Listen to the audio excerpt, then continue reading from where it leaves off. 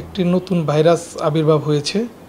Actually এটা নতুন নয়, এটা হিউম্যান মেটা নিউমো ভাইরাস নামে পরিচিত। এটা আগে থেকে ছিল, 60 বছর আগে থেকে এটা ছিল। আমাদের দেশে খুব বেশি এটা প্রাদুর্ভাব না হলেও পার্শ্ববর্তী দেশগুলোতে, স্পেশালি চীন এবং ভারতে এটা ছড়িয়ে পড়ছে এবং জনমনে একটা আতঙ্কের সৃষ্টি হচ্ছে।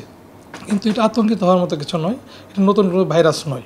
সাধারণত এটা সাধারণত হাসি, কাশি এবং টাচ করলে, স্পর্শের মাধ্যমে ছড়ায়। এটা হলো না, এখনও আমাদের আতঙ্কিত হওয়ার মতো পরিস্থিতি আসে নাই।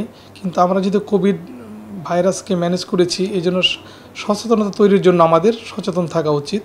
এটা সাধারণত ছোটো বাচ্চা এবং বয়স্কদের বেশিরভাগ ক্ষেত্রে তাদেরকে আক্রান্ত করে এবং এটা সাধারণত সর্দি কাশি হিসাবেই পরিচিত। এটার কোনো প্রতিষেধক তৈরি হয়নি, কোনো ভ্যাকসিনও নাই এবং কোনো স্পেসিফিক কোনো চিকিৎসাও নাই।